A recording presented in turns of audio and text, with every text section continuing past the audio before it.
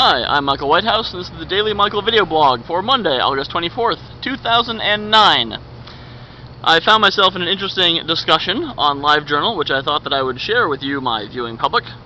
It started when a friend of mine posted about someone she worked with, a woman who weighs 115 pounds, who declared that she needed to lose 30 pounds. When informed this would make her weigh 85 pounds, she said, well, maybe just 15.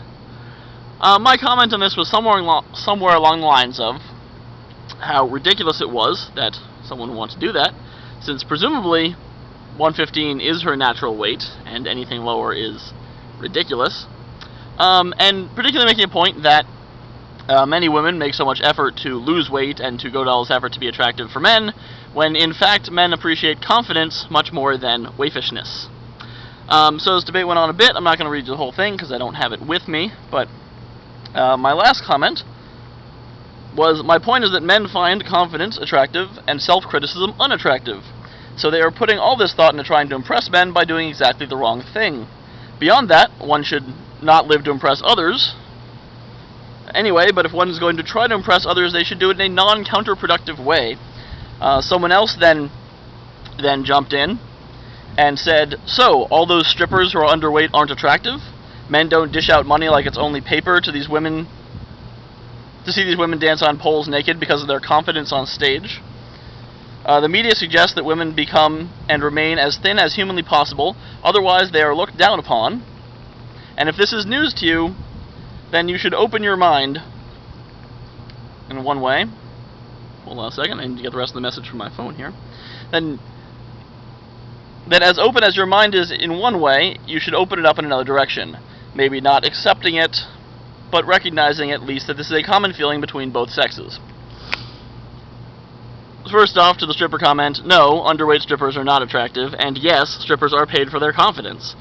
I've only been to a couple strip clubs, but from what I can gather, you don't, no matter how good a stripper looks, if she's looking all timid and, not really confident, she's not going to make a lot of tips, because she's not going to be very good.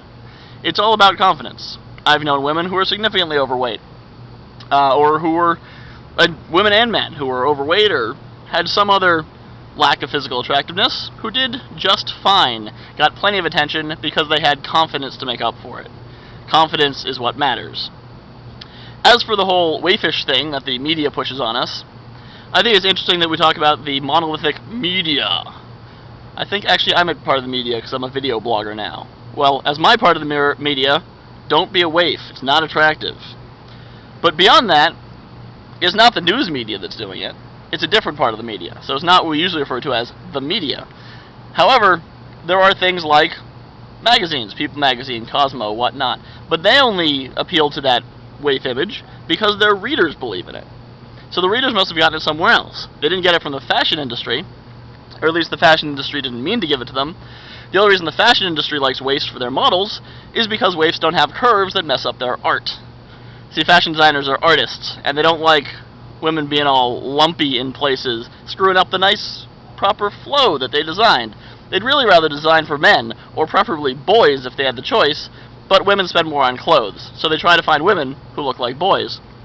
As for the rest of us, the men in the public, who supposedly these women are trying to impress, we men, we like women with curves, we like breasts, we like hips, we like butts. If you don't have those things, well, if I want to date a boy, I'd date a boy. Well, maybe it's because they're hairy.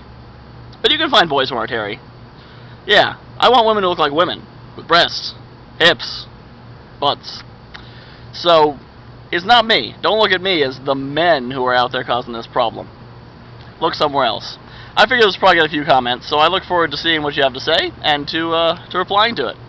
I'm Michael Whitehouse, and that'll